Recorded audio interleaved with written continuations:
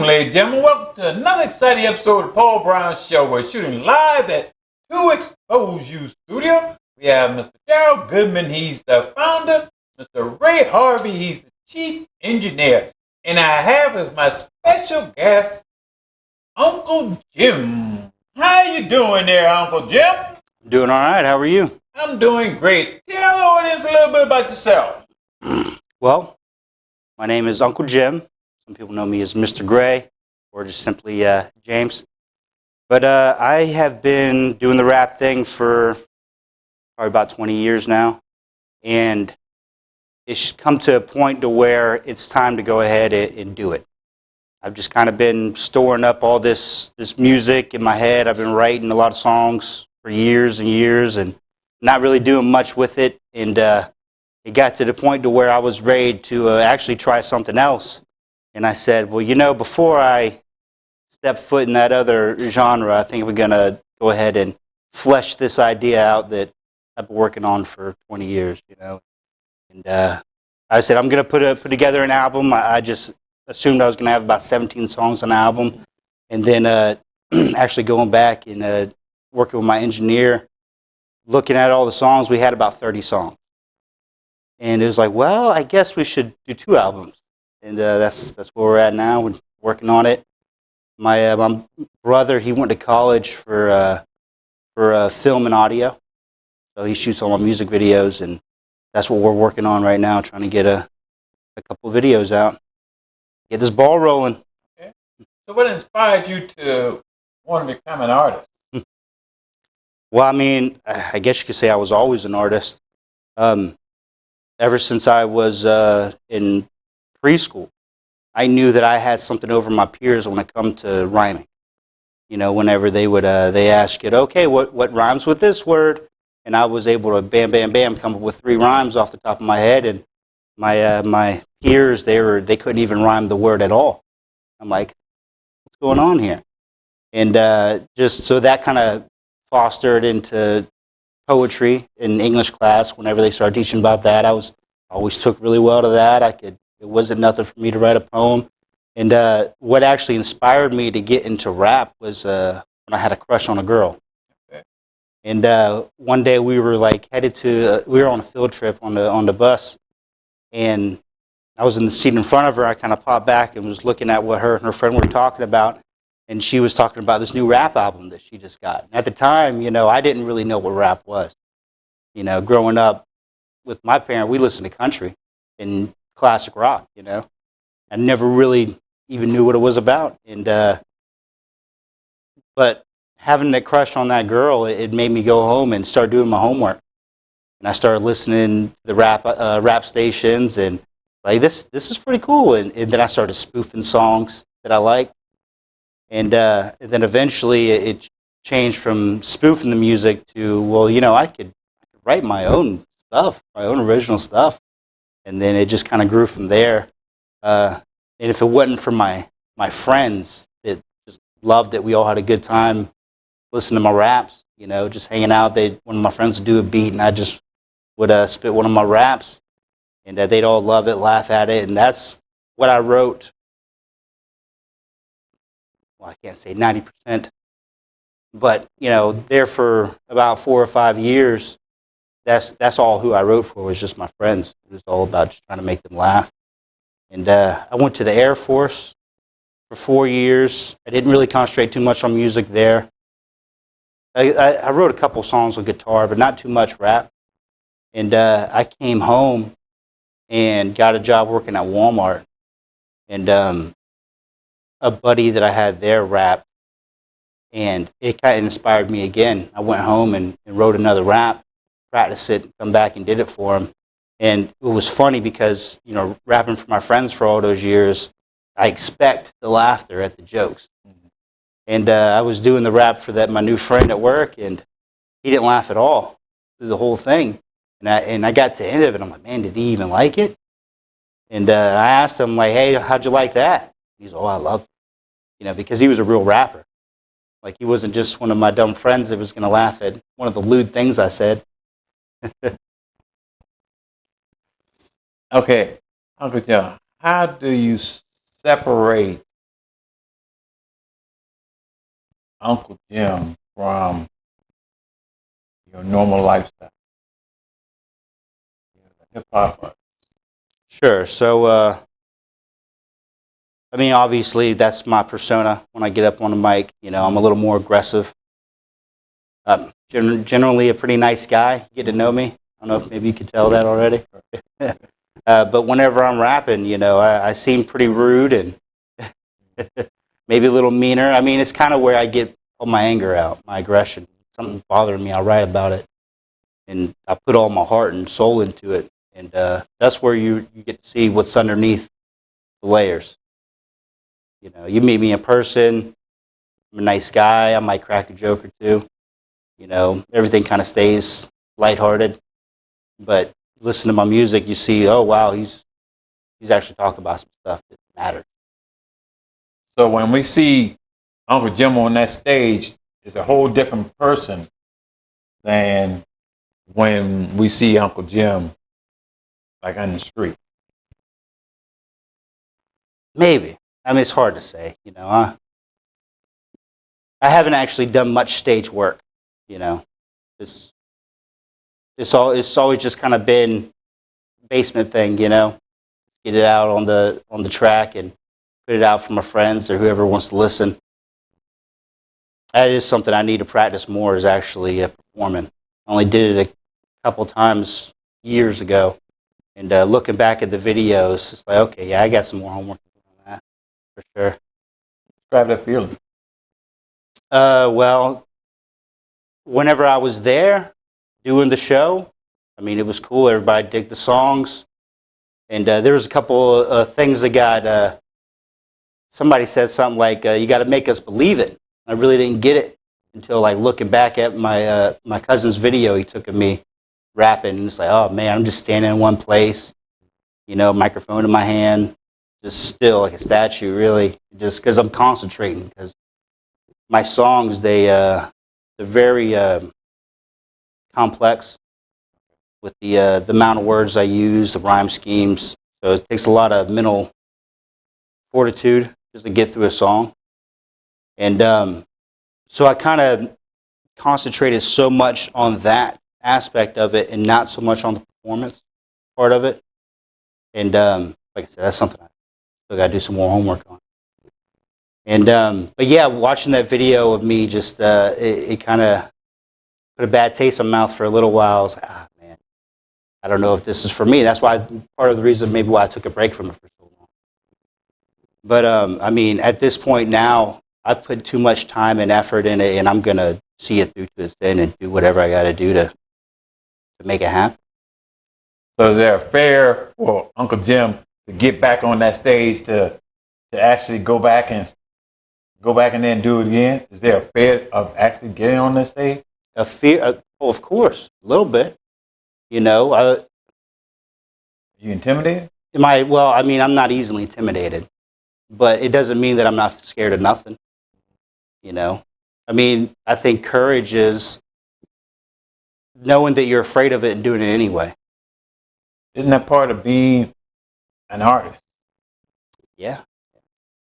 I mean, for me, my art has always been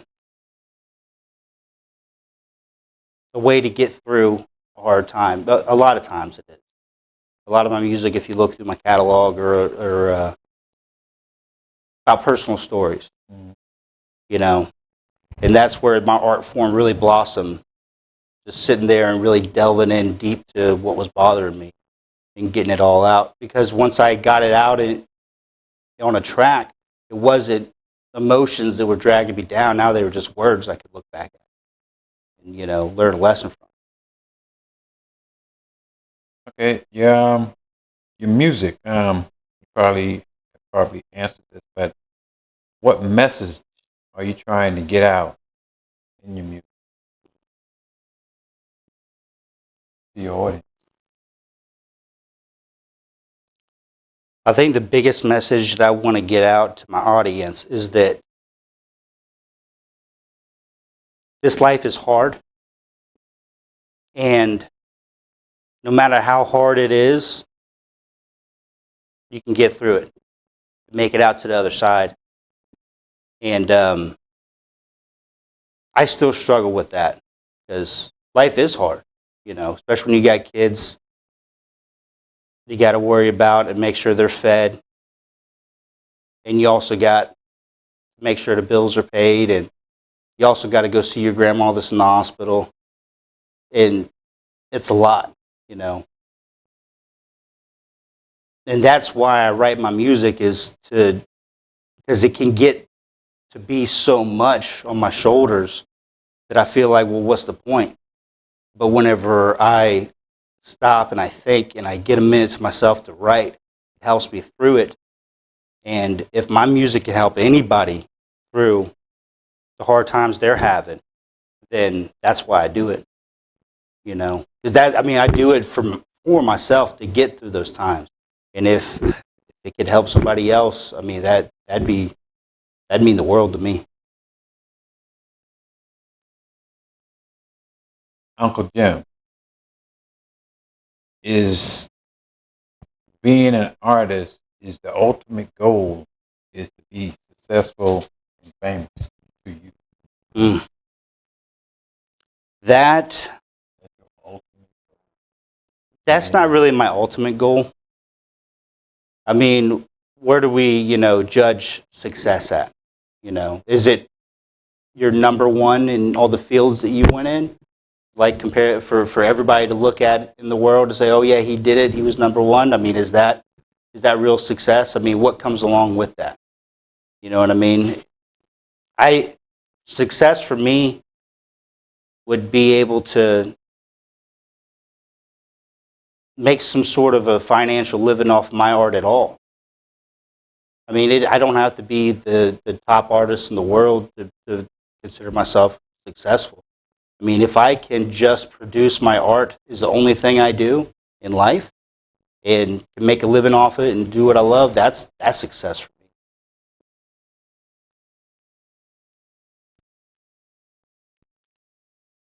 me. When you look at some of the artists these days and you see some of the nice things that they have, do you think they may have changed because of that? Yeah, I don't think you can help but change. You could hear it in the music of the artist before they were famous and after they were famous. Of course, what they're talking about is different, but a lot of times, their soul's not there anymore. You know what I mean? Like you can hear it. Like, well, what happened to the old version? You hear it all the time, and you hear the artists themselves complaining about themselves hearing it all the time. Oh, what happened to old me? That's all everybody cares about, And, I don't think that you can help but to change whenever your life changes, right? You're not going to be the same person after your life changes. I think I'm trying to, fortify myself for that because I don't want to turn into something that I don't believe in. I got a lot of projects in mind to do, and I think I got plenty of stuff to keep me busy for the next couple of years, more than just music. And at the end of the day, the biggest thing is how am I going to be remembered? Is it going to be, and what's going to be the most important thing about how I'm remembered? All I can think is about my kids. I want to produce art and put it out there for the world to see and hopefully love and want more of, But my kids, those people are what's important to me, my kids, my family. And how can I provide for them and make sure they have a happy life, or at least a productive one? Speaking about your kids, when you become rich and famous, how do you teach your children about the struggles of life when they have it? Well, right now they don't. You know what I'm saying? When you become rich, when you become rich and famous. Yeah, well, that's something that, that's a bridge I got to cross when I get there, ultimately, because I could sit here and try to plan, but, who knows what's going to happen when you cross your foot through that doorway. All I can do is right now teach them all the lessons I can while we are in this point of struggle. I think my daughter would be fine. She's almost an adult as it is, and she's got her head on straight, and I couldn't be prouder of her. I'm so happy that her mom taught her everything she did, and I was able to teach her as much as I was able. And because I think she's going to do great things. My two boys are still pretty young, so yeah, by tomorrow, rich and famous, and get all the, everything in the world to buy and give them at their whim, am I going to do that? I mean, I believe there's got to be balance. And I believe that I need to instill in them a sense of having to work for what you get. So, maybe it's not whatever little James wants to do at the drop of a hat he gets to do. Maybe it's, well, let's work for that, kid. Let's get out and cut some grass. Let's go, let's get up under a house and see what's wrong with the plumbing. Let's, hey, come up under this house with me, lay this vapor barrier down. Teach him a hard day's work before he actually gets to go do whatever he wants.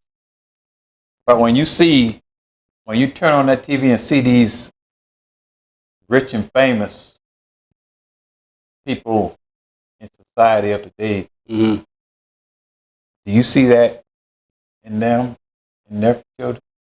Do do you see how they're? Yeah, I see what you're saying. You know what I'm saying? Right. Well, I don't necessarily have the same values as the people that's on TV, you know? But how, what I'm saying? Mm-hmm. How the kids, like, they seem to want for nothing. Yeah. Well, that's why I'm happy that I didn't strike it famous, 10 years ago, whenever I was rapping all the time. Because my kids wouldn't know nothing but that. And right now, they do. They're well aware of the struggle, And I think that, personally, I feel like the kid is who that kid's going to be for the rest of their life by the time they're 4 to 6. Anything else you do after that, it's not going to do too much on shaping them. Their friends shape them more than you do after that age. So they had to come up the first part of their life in a struggle and figure out that you actually have to, buckle down and work hard. They know Daddy don't got no money. They ask me for video game. What they ask me is like, hey, have you got paid yet? Or, before they even ask about a video game, it's like, yeah, we'll see about that later. Maybe when Mom gets paid. But when Dad makes it in this artist, mm-hmm. rich and famous, well, then it's up to me. It's up to me to instill those values, I don't want my kids to grow up to be spoiled rich kids that, don't know how to get out there and earn. So I'm not going to teach that. Won't be part of the structure of my home. You're going to have to earn what you get in this world because, I put in lots of hours to earn, hypothetically, the rich and the fame. And it's not right for them to just be able to get whatever they want off my hard work. Okay, being a white artist, hip hop artist, what do you want your white audience to hear in your music that you feel that black audience should hear in you?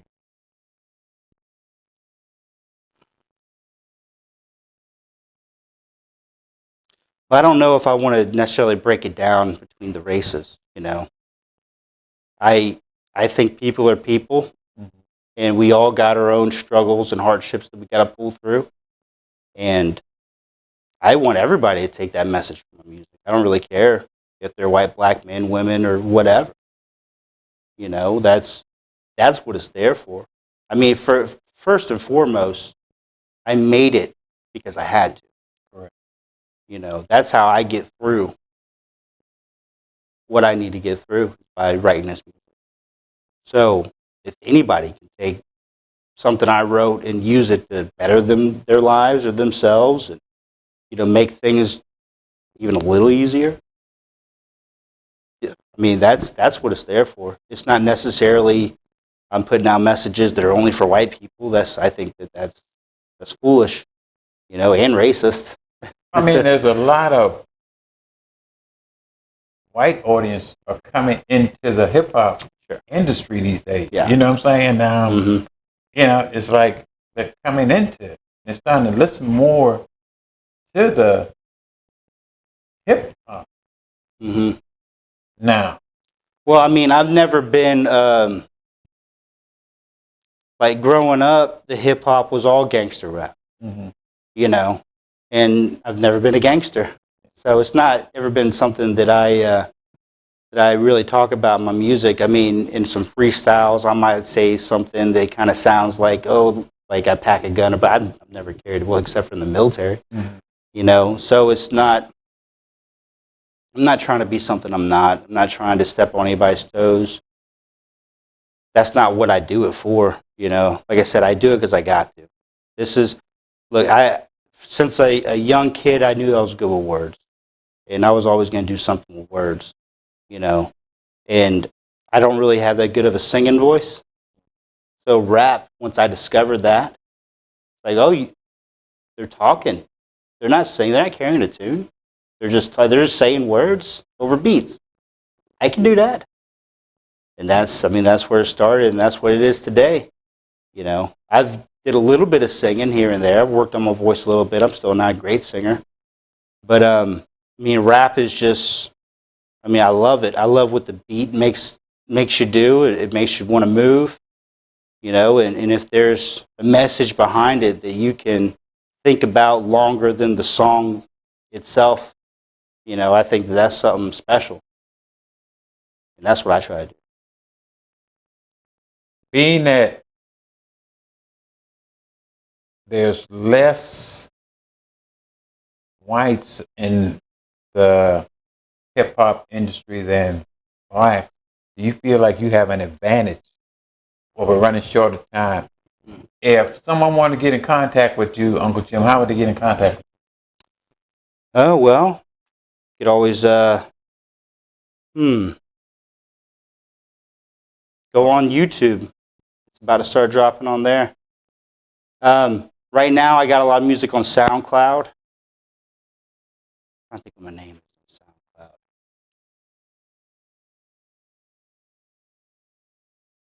SoundCloud. Yeah, YouTube's probably the best place to check me out right now. I got a few things on there. James Gray. James Gray? Yeah. Okay, let's look for James Gray on YouTube. Thank you, Uncle Jim, for coming on the show. Thank you, ladies and gentlemen, for watching the show. You be encouraged. Thank you.